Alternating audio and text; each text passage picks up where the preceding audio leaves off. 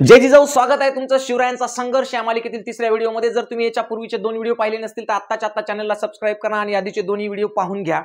आता आपण तिसऱ्या व्हिडिओमध्ये याच्यामध्ये पाहूयात की ज्या पद्धतीनं जाधवरावांनी मालोजीराजे आणि विठोजीराजे यांना आपल्या दरबारातून आणि नोकरीतून काढून दिलं होतं आणि ते आता वेरूळला गेले होते। वेरूळला जाऊन परत पुन्हा एकदा त्यांच्या हातामध्ये नांगर आलेला होता।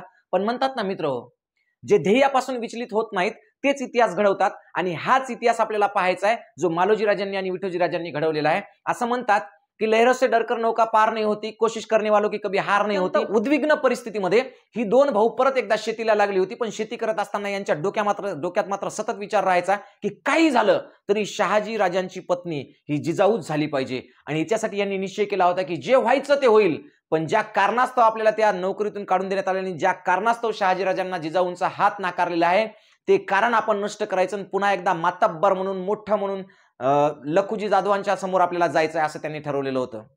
आणि मग जेव्हा असा आपण विचार करतो तेव्हा हळूहळू परिस्थिती सुद्धा तशी घडायला लागतं।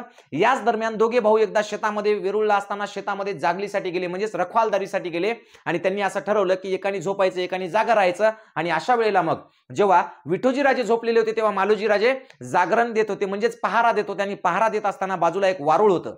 बघा, स्टोरी खूप सुंदर आहे की त्यांनी या बिकट परिस्थितीतून कसे समोर गेले आणि तिथे एक वारुळ होतं आणि त्या वारुळातून काय झालं बघा, अशा प्रकारचं त्यांना एक दृष्टांत झाला। दृष्टांत म्हणजे काय असतं की जे झोपल्यानंतर पडतं त्याला आपण स्वप्न म्हणतो, पण जे जागेपणी आपल्याला दिसतं त्याला आपण दृष्टांत म्हणतो। तर बघा, त्यांना एक दृष्टांत झाला आणि त्या दृष्टांतामध्ये असं वारुळ दिसला आणि वारुळातून एक हात बाहेर आलेला दिसला आणि तो असं म्हणतात की तो भवानीचा हात होता आणि त्याच्यामध्ये सोन्याची कंकण तिच्या हातात होती, म्हणजे सोन्याच्या बांगड्या तिच्या हातामध्ये होते।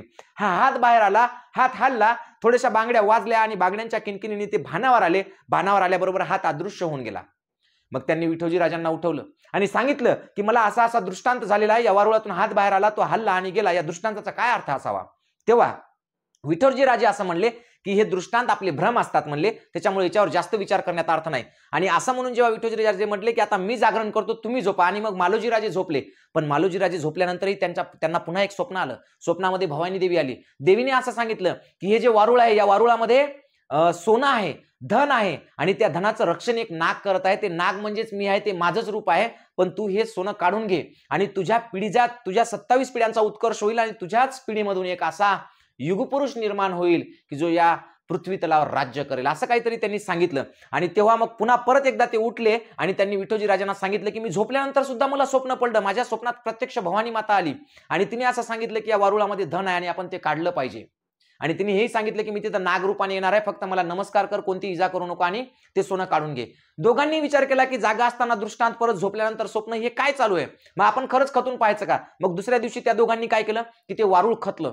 खतल्यानंतर त्याच्यामध्ये जवळपास 7 कड्या सोनं निघलं त्याच्यामध्ये। बघा, अशा प्रकारचा नाग 7 कड्या निघल्या। हे सगळी चित्र काल्पनिक आहेत बरं का, म्हणजे 7 कड्या निघल्या। एवढं मोठं सोनं त्यांना सापडलं, एवढं मोठं धनद्रव्य त्यांना सापडलं। आता या धनाचं करायचं काय, हा मूळ मुद्दा होता, कारण हे एवढं सगळं धन ठेवायचं कुठं, हा सगळ्यात मोठा प्रश्न होता। मग त्यांनी काय केलं, हे सगळं धन सुरुवातीला आपल्या घरी आणलं, घरी आपल्या काही ठिकाणी आपल्या घराच्या बाजूला पर्सामध्ये पुरून ठेवलं, पण तिथून ते काढलं।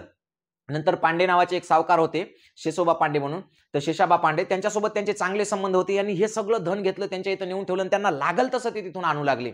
आणि मग सुरुवातीला काय केलं, तर सुरुवातीला मालोजीराजांनी हे धन आणलं आणि त्याच्यामधून 1000 घोडे घेतले। पहा, घोड्या घेतल्या 1000, किती 1000 घोडी घेतल्या।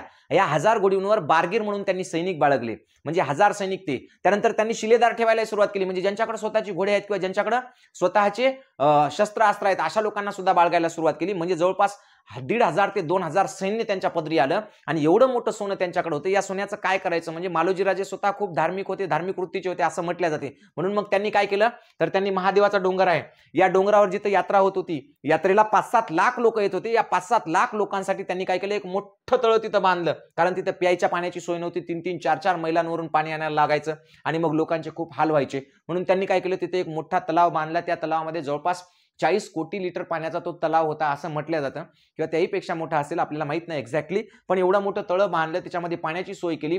त्याचबरोबर त्यांनी वेगवेगळ्या मंदिरांचे सुद्धा जीर्णोद्धार केले, जसं की त्यांनी स्वतः जिथं ज्या वारुळातून आपल्याला सोनं मिळालं आहे त्या ठिकाणी महादेवाचं एक मंदिर बांधलं असं म्हटलं जातं। मग ते मंदिर बांधल्यानंतर त्यांनी परत काय केलं, तर असं आपण याच्या पूर्वीच्या व्हिडिओमध्ये पाहिलं होतं की शरीफजी आणि शहाजी ही जी 2 नाव होती ती या शाह शरीफ दर्ग्यावरून ठेवण्यात आलेली होती। आणि शाह शरीफ दर्ग्यावरून ही नाव ठेवण्यात आलेली असल्यामुळे त्यांनी हा जो दर्गा आहे शाह शरीफ नावाचा दर्गा अहमदनगरचा, या दर्ग्याचा जीर्णोद्धार केला, दर्ग्याला नवीन पद्धतीने पुन्हा सुशोभित केला आणि त्याच्यासाठी त्यांनी अफाट पैसा खर्च केला असं म्हटलं जाते. म्हणजेच जरी समजा या गोष्टीचे पक्के आपल्याकडे संदर्भ नसतील की ते शहाजी आणि शरीफजी नाव हे दर्ग्यावरूनच ठेवलेलं आहे का, तरी सुद्धा म्हणजे मालोजी राजे खूप धार्मिक होते आणि त्यांनी कोणत्याही प्रकारचा म्हणजे असं हिंदू मुस्लिम असा द्वेष पाळला नाही.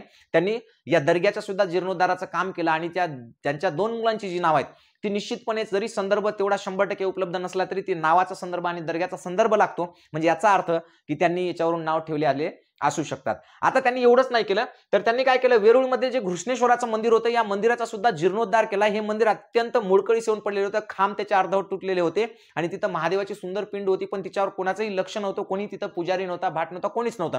मग त्यांनी या सगळ्या मंदिराचा सुद्धा जीर्णोद्धार केला आणि हे सुद्धा मंदिर अगदी नवकोरं करकरीत केल्यासारखं केलं.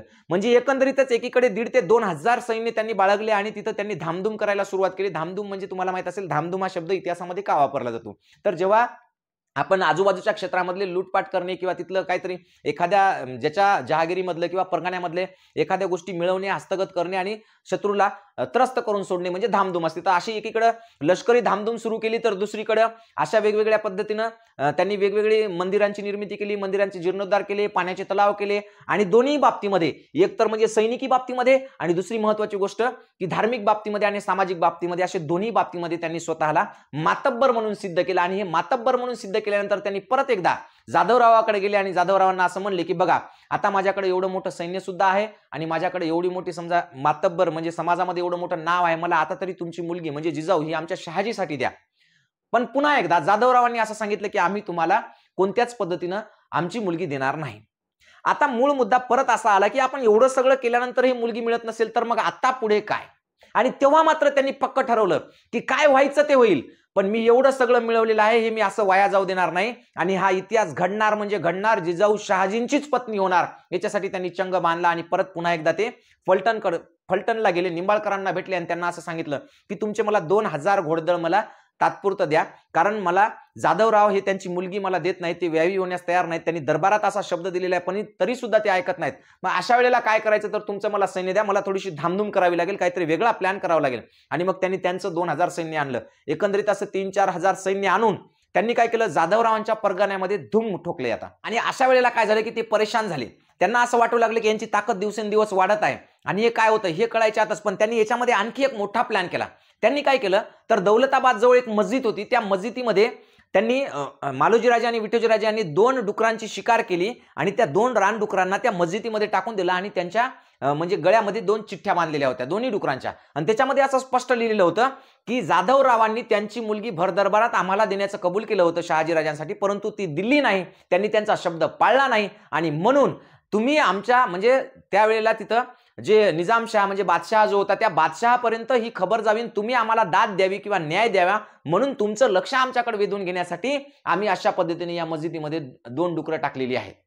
ही गोष्ट जेव्हा बादशहाला कळली तेव्हा बादशहानं पाहिलं की हे तर अवघड झालेलं आहे. अशा पद्धतीने जर मशिदी बाटायला लागल्या आणि अशा पद्धतीने जर धामधूम व्हायला लागली, धुमाकूळ व्हायला लागली तर अवघड होईल. आणि विशेष म्हणजे त्यांना ऑलरेडी माहित होतं की विठोजी आणि मालोजी दोघेही जण हे अत्यंत शूरवीर आणि धाडसी लोक आहेत आणि अशा वेळेला नेमकं मोगलांची ऑलरेडी दक्षिणेकडे नजर आहे आणि मोगलांसोबत आपला संघर्ष चालू असताना, आदिलशाहीसोबत आपलं पटत नसताना आपल्याच भागातले 2 शूर सरदार जर अशा पद्धतीनं जर वेगळ्या पद्धतीनं वागू लागले तर आपल्याला धोका निर्माण होईल. म्हणून त्यांनी काय केलं, लखुजी जाधवांना म्हणजे जाधवरावांना आपल्या दरबारात बोलून घेतलं आणि त्यांना असं सांगितलं की तुम्ही अशा प्रकारे दरबारामध्ये शब्द दिलेला होता आणि शब्द दिलेला असून सुद्धा तुम्ही तो शब्द पाळत नाहीत आणि शहाजी राजांना म्हणजे शहाजीला आपली मुलगी देत नाहीत, हे योग्य नाही. तेव्हा जाधवराव असं म्हणाले की ते आमच्या आणखी बरोबरीत नाहीत आणि आमचं असं ठरलेलं आहे की आमची मुलगी आम्हाला आमच्या बरोबरीच्या स्थळावर द्यायची, म्हणजे आमच्या बरोबरीच्या लेवलच्या ठिकाणी आम्हाला द्यायची, आम्हाला तिथं द्यायची नाही, असं त्यांनी म्हटलं.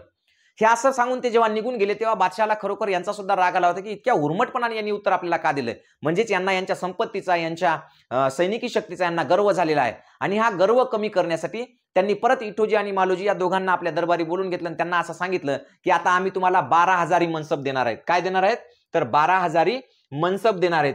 पहा, 12,000 मनसब दिली दोघांना सुद्धा.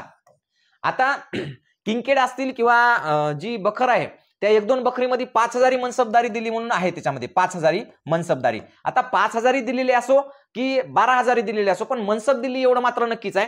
पण नुसतं 12,000 मनसबच नाही दिली तर त्यांनी काय केलं, मालोजी राजांना राजे ही पदवी दिली, किताब दिला, किताब म्हणायचा आपण त्याला, आहे की नाही.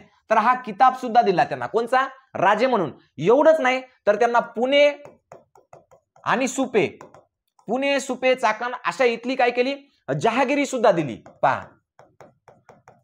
म्हणजे परगणे दिले ते 3-4 परगणे म्हणजे काय, आज आपण ज्याला परगणा म्हणतो त्या काळामध्ये, म्हणजे आज ज्याला जिल्हा म्हणतो त्या काळात परगणा असं म्हणायचे. जिल्हा आणि परगणा समजून घ्या एकंदर अशा पद्धतीने. आणि मग हे जेव्हा त्यांना दिलं तेव्हा मात्र एक अशी परिस्थिती निर्माण झाली की जाधवरावांसमोर आता पर्याय उरला नाही.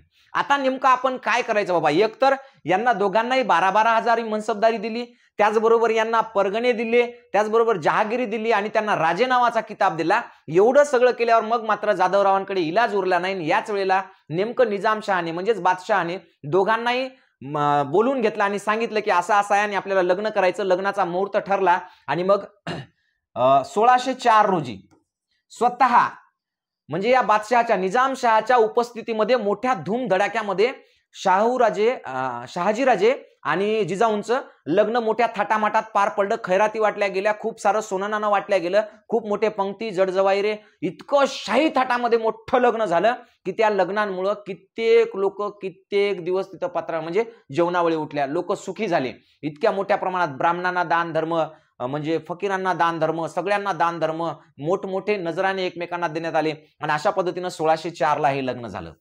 आता या गोष्टीमधल्या आता जी आपण घटना ऐकली ती सगळी वेगवेगळ्या इतिहासकारांनी लिहून ठेवली, जसं की केळुसकर सरांचं, कृष्णराव केळुसकरांचा असेल किंवा इतर काही ऐतिहासिक आहेत, त्या सगळ्या पुराव्यामध्ये अशी स्टोरी आहे. पण आता मूळ मुद्दा याच्यामध्ये येतो की याच्यामधलं खरं किती खोटं किती याचं सुद्धा आपल्याला विश्लेषण करणं किंवा त्याच्यामधली सत्यता पडताळून पाहणं महत्वाचं आहे. आपण जेव्हा असं सांगितलं की अशा पद्धतीनं वारुळातून नाग निघला किंवा मग असं धन सापडलं किंवा ह्या सगळ्या गोष्टी जेव्हा आपण पाहिल्या, तर याच्यामध्ये एक महत्वाची गोष्ट आणखी एक आहे की जे ग्रँड डफ नावाचे जे इतिहासकार आहेत किंवा इतर काही बकरी आहेत, त्याच्यामध्ये असं म्हटलंय की काय केलंय तर म्हणजे मालोजी राजे आणि विठोजी राजे जेव्हा शेतात होते तेव्हा शेतात असताना त्यांच्या शेताजवळून एक रस्ता जात होता. त्या रस्त्यावर काही लुटारूंनी किंवा काही लोकांनी किंवा व्यापाऱ्यांनी जे काही धन आपलं दुसरं कमवलेलं होतं तिथून घेऊन जात होते, तर त्यांना लुटलं असं सुद्धा काही ठिकाणी म्हटलेलं आहे की त्या लुटीतून त्यांनी ते धन मिळवलं. पण ते लोकांना कळू नये म्हणून मग त्यांनी अशी स्टोरी तयार केली आणि सांगितली. काही लोकांचं असं म्हणणं आहे की तो काळ धामधुमीचा होता आणि मग लोक काय करायचे, आपल्या जवळची धन दौलत कुठेतरी पुरून ठेवायचे आणि मग ती नंतर जेव्हा गरज पडेल तेव्हा काढून न्यायचे. पण जेव्हा मालोजी आणि विठोजी हे जाधवरावांकडून वापस शेती करायला आणि त्यांनी शेती कसायला सुरुवात केली तेव्हा त्यांना एका ठिकाणी पुरलेल्या अवस्थेमध्ये ते धन सापडलं, म्हणजे ते दुसऱ्याचं होतं. म्हणजे असे वेगवेगळे संदर्भ सुद्धा त्या गोष्टीला आहेत. पण मूळ मुद्दा असा आहे की पूर्वीच्या काळी जेव्हा धन सापडलं जायचं तेव्हा त्या धनाने म्हणजे कोणी आपलं ते धन हिसकावून घेऊ नये किंवा कोणाला हे होऊ नये म्हणून एक सांगितलं जायचं की ते देवीनं प्रसन्न होऊन किंवा देवानं एखाद्या प्रसन्न होऊन आम्हाला दिलं आणि ते आम्हाला दृष्टांतातून मिळालेलं आहे असं जेव्हा सांगितलं जायचं तेव्हा ते धन सेफ राहायचं, म्हणजे सुरक्षित राहायचं. म्हणून असे वेगवेगळे संदर्भ वापरले जात होते. याचा अर्थ असा नाही की इतिहासामधून जे काही सांगतो आपण की ते अंधश्रद्धा किंवा आपण काहीतरी देवभोळेपणा सांगतोय. पण ह्या सगळ्या गोष्टी होत्या आणि त्या मुद्दामून सांगितल्या जायच्या, तशा कहाण्या तयार केल्या जायच्या, स्टोरीज तयार केल्या जायच्या. पण याच्या मागे वेगवेगळी कारणं असू शकतात. आणि मग एवढंच नाही तर आपण जेव्हा म्हणतो की अशा पद्धतीने हा संघर्ष झाला आणि मग ते आपल्या पाहुण्यातले नव्हते किंवा आपल्या म्हणजे याच्यातले नव्हते, बरोबरीचे नव्हते, म्हणून जाधवरावांनी त्यांच्याशी लग्न करायचं टाळलं. तर या गोष्टीमध्ये सुद्धा काही गोष्टी ज्या आहेत त्या तथ्याला धरून वाटत नाहीत. म्हणजे जसं आपण साधी गोष्ट पाहिली असेल की आपण काय म्हणलो होतो की जाधवरावांची जी पत्नी होती ती माळसाबाई, त्या काय म्हणल्या होत्या की हे आपल्या सोयीरपणातले नाहीत किंवा आपल्या खानदानीच्या बरोबरीचे नाहीत, लेवलचे नाहीत, असं जे त्यांचं म्हणणं होतं ते एका ठिकाणी खोडून निघतं. पहा बघा, तुम्हाला एक चार्ट दाखवतो मी. आता पहा, शहाजीराजे आणि जिजाऊ यांच्या लग्नाच्या पूर्वी भोसले आणि जाधवरावांचे नाते कसे होते ते पहा. बघा, बाबाजीराजे भोसले जे होते यांना 2 मुलं होते, पैकी त्याच्यातलं कोणते आहेत, मालोजीराव आणि लखुजीराव जाधवराव, बरं का. आता पहा, तर मालोजीराव निंबाळकरांचं जे मुलगा होता वनंगपाळ, आहे की नाही, वनंगपाळचे यांची जी मुलगी होती दीपाबाई, ही दीपाबाई मालोजी राजे यांना लग्न दिलं होतं. मी तुम्हाला सांगितली आहे स्टोरी, याच्या आधीच्या व्हिडिओमध्ये आपण सांगितलं होतं की ते कशा पद्धतीनं तिकडं निंबाळकरांकडे कामाला होते आणि त्यांच्याच घरातली एक मुलगी दीपाबाई यांना दिली होती. तर पहा, दीपाबाईच्या पोटीच कोण जन्मलेले आहेत, शहाजीराजे जन्मलेले आहेत. म्हणजे शहाजीराजांची जी आई आहे ती स्वतः कुठली आहे तर या फलटण घराण्यातली आहे, निंबाळकरांची, आणि त्यांच्याच घरातली माळसाई म्हणजे स्वतः मालोजीराव निंबाळकरांची मुलगी जी आहे माळसाई, ती कोणाला होती, लखुजीराव जाधवांना होती. म्हणजे ही जी दीपाबाई आहे या दीपाबाईची आत्या कोणाला होती, दीपाबाईची आत्या लखुजीरावांना होती. म्हणजे ती आपल्या पाहुण्यातली नाहीत किंवा ती आपले नातलग नाहीत. इथं असं म्हणता येतं का? तर बिलकुल म्हणता येत नाही. दुसरी महत्वाची गोष्ट पहा, विठोजी राजे यांची जी मुलगी होती अंबिकाबाई, ती सुद्धा या जाधवरावांच्या घराण्यामध्ये दिलेली होती. म्हणजे अशा पद्धतीनं ऑलरेडी त्यांच्यामध्ये नातेसंबंध होते, पण तरी सुद्धा असं म्हटलं जातं, काही इतिहासकार असं म्हणतात की त्यांच्यामध्ये नातेसंबंध नव्हते असं म्हटलं गेलेलं आहे. पण नातेसंबंध होते हे 100% खरं आहे. त्याच्यामुळे माळसाईनं असं काही म्हटलं नसेल. पण एवढी गोष्ट मात्र नक्की खरी आहे की जाधवराव हे खूप मोठं प्रस्थ होतं, त्यांच्याकडे खूप मोठी धनदौलत होती, निजामशाहीमध्ये त्यांना खूप मोठा मानमर्तब होता आणि त्याच्यामुळे कदाचित त्यांना वाटलेलं असू शकतं की असं काही नको बाबा म्हणून आपण मुलगी द्यायची नाही. पण आणखी एक महत्वाचा एका ठिकाणी पुरावा सापडतोय, तो पहा म्हणजे शिवभरत नावाचा एक ग्रंथ आहे, जो स्वतः छत्रपती शिवाजी महाराजांनी ते हयात असताना त्यांच्या काळात जे आपण म्हणजे काय करायचं, तर एखाद्या राजाची कारकीर्द जे काय असते किंवा त्याचं जे वर्णन असते ते लिहून घेतलं जायचं भाटांकडून. तर त्या भाटांनी लिहून घेतलेल्या याच्यामध्ये सुद्धा या लग्नाचा वर्णन आहे. पण बऱ्याच वेळा काय असतात की जेव्हा आपण भाट एखाद्या राजाचा चरित्र लिहितो, तेव्हा तो भाट त्या राजाकडून काहीतरी मिळवण्यासाठी किंवा राजांना खुश करण्यासाठी काही मनानेच त्याची चढाओढ करून किंवा वेगळ्या पद्धतीने लिहितो. हे जरी मान्य केलं तरी सुद्धा या छत्रपती शिवाजी महाराज हयात असताना त्यांचं जे चरित्र लिहिलं, त्या चरित्रकारांनी शिवभरत नावाचं पुस्तक लिहिलं होतं आणि ते संस्कृत मधून होतं. त्याचा आता मराठी जर आपण वृत्तांत पाहिला तर त्याच्यामध्ये एक गोष्ट स्पष्ट आहे, छत्रपती शिवाजी राजे हयात असतानाच हे पुरावा आहे बघा, की उत्तम लक्षणांनी युक्त दानशील, म्हणजे उत्तम लक्षणांनी युक्त म्हणजे काय, की खूप चांगले जिच्यामध्ये गुण आहेत अशी उत्तम लक्षणांनी युक्त दानशील, दयाशील, युद्धकुशल आणि महातेजस्वी अशा शहाजी नावाच्या मालोजी राजाच्या पुत्रास,